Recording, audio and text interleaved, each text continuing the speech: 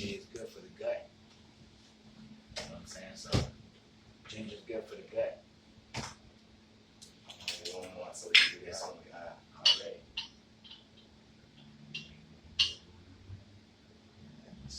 Appreciate it, bro. I think we already rolling anyway. Yeah. What's up? What's up? What's the deal? Hello, world. What's up, everybody? It's your boy Black Rogue. We are doing another podcast of the Rogue Show. If you don't know about it, y'all need to go and look at it, subscribe, like, all that good stuff. You know what I'm saying? I'm gonna go by saying that my show is about trying to bring people together. You know what I'm saying? We all go through different stuff, but somehow we got the same stories. And I want to know everybody's story. I want to know where you from, where you've been, your trials, your tribulations, how'd you get up out of it. I want to know it all, what you're doing in life right now. You know what I'm saying? So I'm going to kick it off by christening this thing with my boy. Boom. Y'all know how we do it? Salud. I'm going to let him introduce himself. My name is Anthony Jackson. I'm from Austin, Texas. And I'm the president of Weekend Now, which is a nonprofit organization. Man, East Austin. I've been watching your Facebook, man, and I like what you're doing, man. How long you been doing that? Man, I've been doing it my whole life. As far as putting it into like business form and getting everything structured and being legal, I started back this year.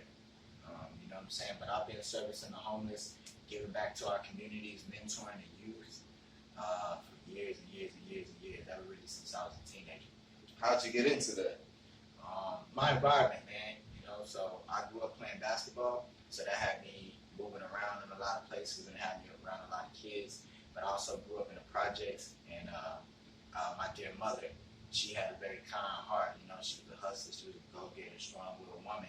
But she was always, we was on food stamps, so she would fill the pantry up. She would cook big meals. Me and my 3 other siblings would be fed, and we'd have leftover food. So since we was in the project, we was around a lot of drugs and a lot of poverty, right? So with the leftover food, she would just make plates, and she would be like, "Aunt, go give that to that homeless man across the street, or go give it to that drug addict who's not even thinking about his meal." But we see him every day because we in the project. And that's where it came from. Damn, man. So you said you came from the projects, like where at? Me and my family, we moved around a lot, but we was also in the projects too. Yeah, I'm a project baby for real. So in Austin, I've stayed in every project on the east side. So we started in Chalmers, we moved to Booker T. We was in Santa Rita for a minute, but I did most of my time. We did most of our time in the notorious Rosewood project, you know what I'm saying? Bro, when I first met you, you told me, I look familiar, but you stayed in some, like Santa Rita, we stayed in Santa Rita. Booker T, we stayed in Booker T. We've been around, man. So maybe we know each other, man. I don't know, but we've been around, man. I went to a couple schools too. I went to Del Valley, I went to Hillcrest, Gold Valley. Shout out to Del Valley. Zavala. CJ. Zavala, I went to Zavala. For it? Yeah. See, man. So what Oak Springs. I went to Oak Springs. I'm telling you, man, we probably do know each other. Yeah, man, said we moved around so much on the east side because we was poor. So we did most of our living in Rosewood projects, but we also stayed in like Alamo. We also stayed on Singleton, you know, and these is like little small streets in O2. And we were staying in like little small houses for like months at a time. You know, we couldn't even keep it for a whole year. You know, so we moved around a lot. So I done went to Blanton Elementary. I done went to Oak Springs. Yeah. I done went to Blackshear. You know, so we moved around a whole lot. But it was mainly on the O2. We stayed in 242. That's what's up, man. So, you got any people working with you on, you know, when you go down there, or you just go by yourself? Absolutely. I've been by myself before. You know, that's how I really started. Before it even turned into Weekend Now, I was just getting off of work when I worked with the city, and I was working with the youth with the city. I would just get off of work, go buy some meals, or I would have extra food or whatever I had, and on my way home, I would just stop right there at the same homeless population that we're serving now. see what I'm saying, to just give out little small stuff. And then I just kept doing it. It grew. God gave me the vision, gave me my path. You know, again, that was me finding myself, you know, doing those type of things because I'm a giver. And, you know, I want to see us flourish and blossom. So that was part of it. It's like, man, I got to be doing something for our community. Or this, we that. That's good, man. And it flourished into this. So. How does it make you feel when you go out there and see people's faces when you give them that food? Man, it makes me feel great because there's a million reasons to not feel great. You see what I'm saying? And especially in today's time, there's so much hatred going on. You don't really get to see genuine laughs, and you don't really get to leave your door and go meet random strangers and interact and have a connection genuinely and naturally. You see, and that's who we are as people. We lost that art in a sense. So for me to be able to feel that, I just feel like it's home. I feel like this is what we're supposed to be doing from the jump. It's just become foreign. Yeah. So it's a great feeling to me, you know. That's what's up, man. So do you move from spot to spot, or you just go to the same spot every Sunday? Yeah, we move spot to spot. So, you know, our end goal is to be able to service every single homeless person in a weekend forever. You know what I'm saying? And by doing that, I'm going to have to move this spot, that spot, because you got people right there in O2 up under the bridge downtown. Then if you go south, there's people from Menchaca. And if you go a little north, you got Rumberg area. So it's different populations. You got Anderson 183 and Anderson Mill. Then you go the other way on 183. You got right there under that bridge right there? Road. Yeah, all these spots. Yeah, because I told you I wanted to do my own, and that was going to be my first spot right there because we used to stay right there. You know what I'm saying? I'll call Austin right now Tent City because you see all these tents and, you know what I'm saying? Right. It's just crazy, man. And just think about it. A lot of people are a step away from homelessness. We just be capping. Yeah. You know what I'm saying? Or we just don't even be knowing it. But a lot of people are a step away from homeless. And with COVID-19 going on right now, with people who are not able to work, you know what I'm saying, and not be able to bring in money, you know, they're behind on the rent. You know, so I think it was like, I forgot what the date was, but it's either passed or it's about to pass where apartment people don't have to abide by certain stipulations because of COVID-19. Now it's like normal. You got to pay your rent on this time. We ain't giving you no leeway. So that right there is going to produce a lot of homeless people as well. See what I'm saying? So with the homeless population, you know, Lord forbid, but it's about to increase because of just COVID-19. Yeah, man. I don't even know where that shit came from. Like, all I remember was working and then coming into work and they were like, well, we shut down. You know what I'm saying? Like, I'm like, damn. You know what I'm saying? Like, but I've been surviving on my unemployment, man. You know what I'm saying? Even though I just started work yesterday, but I'm only getting 2 days a week because of this shit. Right. So it's hard, man. Yeah. So yeah, but shit, how you feel about everything that's going on, like the Black Lives Matter movements, or you know what I'm saying, all this racism stuff that's going on, and just the world right now, and yeah, just man, that's a great question for one. I feel a lot of ways about it for two, but I'll try to make it short so we don't just spend too much time because that's a lot to talk about. But how I feel about Black Lives, the BLM movement, and our culture, our race, our people, I feel like we're strong. Our people, I feel like we're definitely strong because we've always had to be strong. But I think it's time for us to start becoming more strategic. A lot of times, you know, we feel this energy and we're ready to release this energy, but we don't really know the best way to release it so we can get the best results. So that's why we're ready to loot, we're ready to fight, we're ready to kill something. You know, we've been dealing with a lot of pressure for so long and we ain't really been able to release it in a proper manner. So I think in 2020 we're learning how to do that. You got podcasts helping people come on here and tell their stories. Yeah. We got nonprofits like myself that's going out and helping people and providing opportunities and services to people who need it. So with all that being said, we're finding ways in this time right now to channel that energy so it can be beneficial for us and the world. So that's how I feel about the Black Lives Matter thing. You know, have you ever positive light. Have Have you ever been through any kind of racism? Have anybody been racist towards you? Have you? Yeah, of course. I mean, I grew up in the projects. Not only was I in the hood, I was in the projects. So that's the low of the low. So when people figure out that you from the hood, you black, but you living in the projects, they already deem you to be nothing because the statistics. You know what I'm saying? Just alone. And a lot of people don't live there, so they have to go off the statistics. You know what I'm saying? So with that being said, they don't think I'm nothing. They don't think us coming from the ghettos or coming from the projects that we young kings and that we're actually enlightened. You know what I'm saying? So just jumping off, they already treat us less than. So to me, that's racism. And I did grow up on the east side. I witnessed some police brutality. So in my projects alone, while I was living there, I saw 2 people get killed by the police. Rest in peace. That situation? But one of them was Sophia King, and everybody knows in the world that she was a dear friend and neighbor to us, and we love her so much. And me being from the projects, I always uplift her name. And she's actually sparked change in 2020 with the things that she went through. So her death didn't go in vain. But anyways, she had a little mental situation, and she had a couple run-ins with the laws. And on this particular day, it was like 7 in the morning. I was actually a teenager. I was a freshman in high school when I was going to my summer job in the morning. I had to catch the number 2 bus. I'm going there.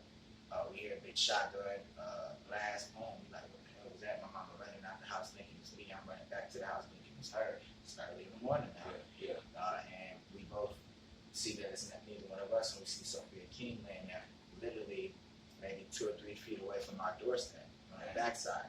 And she had been killed by the police. There was a butter knife they said that she had that was found like 200 yards away from her body. Butter knife. Butter knife. Man, come on. She had mental issues, and that was reported. You know what I mean? So for you to shoot her with a shotgun at 8 in the morning, like there's no way you could fucking justify that. You know what I'm saying? That's a woman. So rest in peace to the Queen Sophia King. And the other one, it was a Mexican family that lived closer down by Chicago in the front of Rosewood Projects. I don't know if he had mental issues or whatnot, but he had held his mother and his baby sister hostage. So SWAT came down and they set up and did the stuff that you see in the movies, talk to him and try to do this, do that. He turned all the lights down, locked the doors. Long story short, he ended up letting his sister and his mother out. And once he did that and the women were safe, they went into that apartment. I worked with people that had a little bit of mental issues, and I know what they can do, you know what I'm saying? And most of the times we would call the police, but they would never do nothing. They would come out and talk. So for you saying that and just to kill somebody, that's just crazy. Like, I mean, because I've been through it, man. They all tried to fight me, want to pull a knife out on me. I've been through it, man. The scar right here is because of one of them, you know what I'm saying? But I love my job. I love helping them. And they regular people, you know what I'm saying? I know they not all there, but they regular people to me, and I loved it. I worked there for 6 years, you know what I'm saying? I salute that. So it was all good for me. But with your you can, like, you see yourself elevating, like where you see yourself going with that right now? So our organization is called We Can Now, and that We Can, You Can is our slogan, which is if I can do it, you can do it, we can do it. So notice how everything includes everybody. And it's all You about, came up with that? Yeah, I came up with that. And it includes everybody, and it's all it is inspiration and motivation. You know what I'm saying? But yeah, I do see myself and our organization growing, because it should grow. It's fruitful. You know what I'm saying? It's a bunch of businesses and it's a bunch of people that sit in positions of power right now, eating and living off the people and living off the communities, but they're not giving back. They're not doing anything that's going to be beneficial in a huge way. They takers. They just me. So I know, God is steering this for one. So I know with God, you can have whatever it is that you want. So I don't even really think about it. I just do the mission, I do the work, and I appreciate the journey as we go. And as things blossom and as it gets bigger and as more people learn about it, I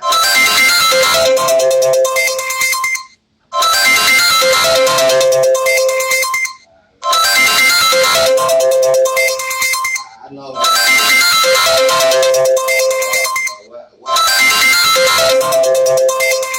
to get up.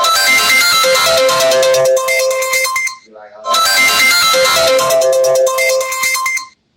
you was there. I think Walmart, HEB shopping, getting the stuff for that. Like, what gives you the inspiration every day to? What motivates you to do that? I mean, what is it because you've been through that, or it makes you happy seeing their faces? Like, what motivates you? I think it's a combination of all that, but definitely strongly the first thing you said. I've been through it. You know what I'm saying? Yeah. I've been through it, so I know what it be like. A lot of people be like, man, you helping the homeless, right? And you've heard this a bunch of times. And the world hears it. Man, you helping the homeless. Them people can do for themselves. How many times have you heard that? But did you know that 44% of homeless people have jobs? Yeah, no, I didn't. So that person that's riding around passing like, oh, them homeless people don't know that they get up and go to work and come back home and sleep right there. That's something I didn't know. You see what I'm saying? Yeah. People just be so judgmental, but they don't want to indulge in the information. They don't really want to get up into the problem and really understand. They just want to point, be judgmental from afar, not even be factual. You know what I'm saying? So 44% of homeless people have jobs. They trying. Yeah. You mean to tell me you got a job, you get up and work every day, but when you come home, you sleeping on a pavement in a tent. Yeah. You need some help. Yeah. You're doing everything you can. Yeah. You know what I'm saying? So I've been through it. I understand it. Me and my family have lived in the Salvation Army. When I told you we was living on the east side, going project to project. Sometimes we couldn't even afford the project, so now we living in hotels. And then sometimes we couldn't even afford the hotel, so we stand in abandoned buildings, And my family experienced that, though, and I'm conscious and aware of all of that. So, like, how did that happen? Like, for y'all to just go homeless? Like, how did that happen? Well, it started with my mother being 15 years old and being a virgin, and meeting my father, who was an older man. He was a successful black man where they were from, which was Wichita Falls. And her losing her virginity to him, and her having me at 16. Wow. So that's the start. You know what I mean? So for anybody listening out there, everybody want to be grown and girls and stuff, you need to understand what you're doing. My mother went through it, but by the grace of God, she grew through it, and she became stronger, and she used her struggle for her prosperity. And we were able to become stronger because of the things we went through, and it didn't kill us or hinder us, in lives to where we were crippled. It did hinder us and harm us, but we weren't crippled by it, and that was because of the strength that my mom showed. So really, it was just your young mom and y'all. I mean, yeah, I'm the oldest of. It's 4 of us, so it's me. I'm the oldest, and I got my brother Tony Watson, aka T. Watts. Y'all know he's an artist out there. Y'all go look him up. He got all his music is on all of the music platforms, and he's one of the local artists right now that's doing big things for the city. Y'all check him out. Yep. And then it's my brother Dominique Watson under him, and then it's my sister Special Watson. Yeah, and then it's my mother. So yeah, and we had uncles there as far as male role models, and their pops was there too. But he was a gangster, he was a hustler, so he was in and out of jail. You know what I'm saying? He was a street dude. So with that comes what it comes. I ain't gonna get into that, but he did a good job. He tried as well, but he was incarcerated a lot. So it was just my mother, and when he would come, he would be there. But then it was my uncles. Shout out to all my uncles because they're literally incarcerated right now, and because of the lifestyle they chose and the lifestyle they did was necessary for how we was coming up and growing up. For us to be who we are. And if it wasn't for them doing what they did, me and my brother wouldn't be artists. My younger brother, we wouldn't be thinking about being entrepreneurs and stuff. We'd be thinking about being gangsters and being stupid. But since they paid the price and my mother paid the price, we was able to learn from that and choose a different route.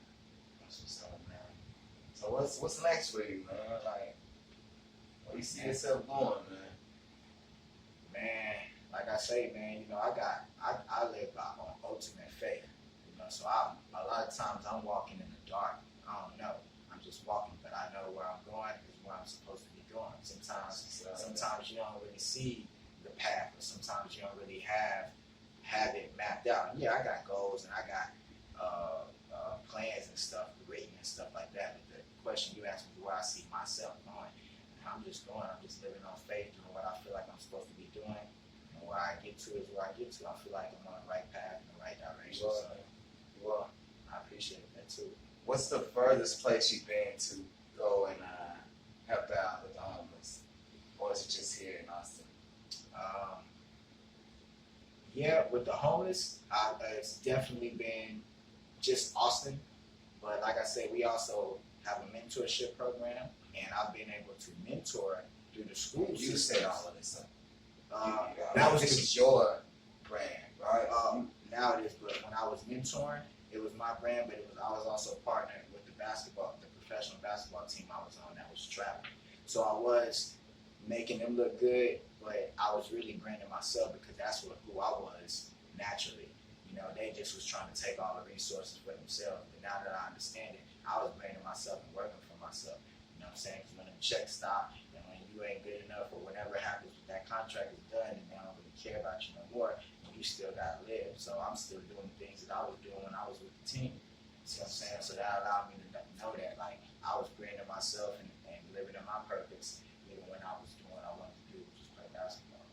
So do you want to expand? You want to expand different states, cities? I mean, would you like to be like, let's go to, for instance, Dallas. Let's go to Dallas and, what I'm saying, go out there and help. I mean, would you do that? That's a great question.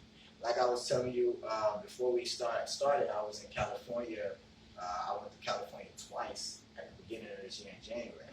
So these two last times I was out there, I was able to see a different side of California than the first 3 times that I went back in my earlier years. And one thing I did notice was that the homeless population out there is 67,000.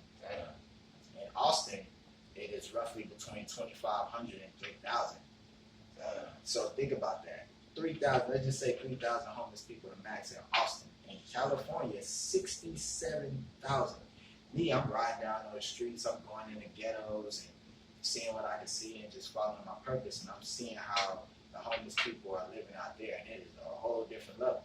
So after we get home team right, Austin, Texas, and I learn the things that I need to learn, you know what I'm saying? And I continue to spread my wings, God, continue to build in me. I'm sure that I will expand and I'll get to a point to where I can go set up in California and begin to help them out too. That's what's up, man. Like I said, man, I like the things you're doing, man. And if anybody watching this and they want to come and help you out, how can they get a hold of you and be like, you know what I'm saying? I want to help out. I want to do this. I want to do that. Okay. So we have a website that you can go to if you want to donate monetary gains because we are a nonprofit. You can go to www.wecannow.org or I'm on Facebook, We Can Now, Instagram, We Can Now, and all of the Twitter, We Can Now, and all the social media platforms. And I also have my email. Our email is wecannow15@gmail.com as well. That's what's up, man. Y'all go and check him out. Make sure y'all add him on all social media accounts, man. This man is doing his thing. And I'm trying to be like him. I'm trying to be a leader.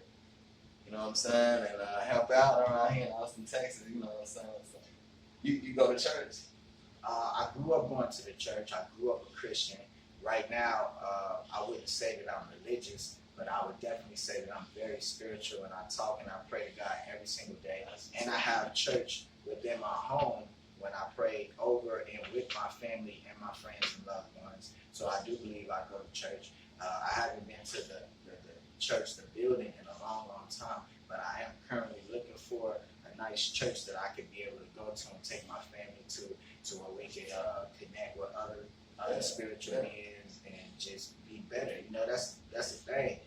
We got to connect. Once we connect, we'll be stronger and we can do more. It's hard to connect, man. Like I was telling you earlier, like people doing their own thing, but you know what I'm saying. We trying to grow. We trying to expand. You know what I'm saying.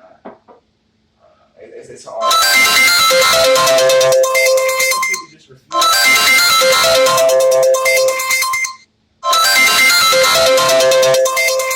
The media. Anxiety. Trust. Let the media. I gotta do this. I gotta do that. I want to do this. I want to do that. But you scared to go work with your brother or even just try. Yeah, that's what I'm You saying. never get there. Me, I got a big enough heart to where I'm gonna try. I'm gonna try to be in love. If you break my heart, you break my heart. But God gave me everything I need to be able to keep going. I get back. So, yeah. I got enough love to say, you know, that's my brother here about this. Then he gonna have to show me that he ain't shit before I automatically deem that. You get what I'm saying? I'm gonna let you be you. And you gotta have that type of heart. We got the heart to fight. We got the heart to make vulgar music. We got the heart to, when we with our people, we talking all that shit. But we don't really, excuse my language. I know there might be kids watching this or whatever. But we got the heart to do all the wrong things. But you ain't got the heart to help another brother out. Help another brother out, or even help yourself out, or just help your people out. You see, one of the things I know I'm doing is helping my people. It ain't just about me. That's why I say we. You know, when you see me, you see my people. Because that person that go to jail for whatever he go to jail for, y'all gonna put him on the news. Y'all gonna exploit him, his family, and y'all gonna exploit our culture and our brothers. So now when you see me just walking down the street, you tie me to that. Yeah. And you don't even know. Yeah. So when you see me doing this with a homeless or doing this with my brothers and stuff, then you better tie us to that too. You know what I'm saying? So I do it for my people as well, and that's the way to do it. You just shut the fuck up and you stick to your dreams and you just go do that shit no matter what. So, period. You good dude, man. Like I said, man. But when y'all was homeless, man, how did y'all come up out of that? But I was hard to the most. That's a great question. Woo! First and foremost, and last, by the grace of God, a lot of people don't, just the statistics and the numbers, a lot of people don't come out of it like we came out of it. We also went to CPS through that because my mom sold drugs while we was in Rosewood. The SWAT team kicked our door down in the project. We was present for this, flipping over the couches, finding the dope and the crack and the guns. So we ended up having to go to CPS. See, we went through it all. Yeah, I'll take another one. We went through it all, you know what I'm saying? And it was for a reason too. But how we came out of that was by the grace of God, man. I got to give a shout out to my grandma, which is my queen, Mildred Jackson. You know, that's my baby. Right Shout out to grandma. Shout out to grandma. But that's my queen. But she's a very, very strong. She's about 4 or 5, man. Big, bold. You can't do nothing with her. You know what I'm saying? This tall, you can't do nothing with her, man. But she's a spiritual warrior, man. She prayed like no other, and that's what the rest of my family gets it for, because she's the lead, and she was able to pray, and she still does, and she passed that down through generations. So my whole family is a praying family. You know, we might have some gangsters and some loose screws, but we all pray and we all believe in God, and I gotta credit that to my grandma, and my mother's also a praying woman, you know, and so by the grace of God, that's how we got out. But it's a bunch of grinding. So my mother, she was a gangbanger. She sold drugs. She had. And this is your grandma? No, this is my mom. Oh, your mom. My mom was the gang, because she had me at 16 and got kicked out at 16 and never went back. Because she was pregnant. She was pregnant. Yeah, but she never went back, not even one time. So you can imagine what her path was, which is what led us to poverty, and which led us through the road of project living in hotels and stuff, because you were 16 when you started. But they prayed, and my mother turned her life around eventually. Once we went to CPS, she went to court every single month, pleading and begging for us to get back, and they would say no. But they did say, you know, if you do this and you do that and you show us that you're worthy enough, we could work with you. And that was all God. That wasn't them. The judicial system is set up for that structure, but that's God talking to her, like, get your life right, you'll get what you're supposed to get, right? So she turned her life around. She started working jobs. So she worked all on airport. You know what I'm saying? At the Waterburger, at the Sonic right there. in the Popeyes. She worked all the jobs, and eventually she ended up getting us back. And eventually she ended up learning stuff from just having jobs and meeting people from just doing diligent, righteous work. And certain programs helped us out at certain times. My mother's mentor became to be better because she wasn't in the streets and dealing with the crooked ways and the evil things. So she was able to think clear and make sounder decisions. And eventually, through just diligent work and just doing the right thing after year after year after year, we were able to get up out of it. You know what I'm saying? And it's still a fight. You know, that's a generational curse, but it's still a fight. But we're at the position. My family is at the position where we're about to bury that generational curse and never have to deal with it again. So what was your dad most of this time? My dad lived in Dallas. His name is Cornelius Walker. Shout out to him because Shout out to Dad. He did make me out of mistake, but he created me, and I'm grateful to be here. Man, but you here, man, and you doing what you're supposed to be doing, man. Yeah. Yeah, but so he was in Dallas the whole time for the most part. And me and him, I never had the experience of growing up in home with him. So was he at that time? I don't mean to cut you off, but was he going through his own shit that he could come in? Okay. He was married, so when he met my mom, he was already married and had kids already. But my mom, she was yellow bone, she was fresh, she was a virgin, beautiful. And he decided to do what he wanted to do. You know what I'm saying? Yeah. And so that it was like from the jump, it was bullshit for me. You know what I mean? Because I wasn't even supposed to be here, but I'm here, so now you gotta do that. But yeah, but me and him, we still talk every now and then. I got a good relationship with him. I don't hate him when we speak. He's been able to tell me some things that have helped me in my life, and that's just how that is. And your mom right now? My mom, she's here in Austin, and she's currently working on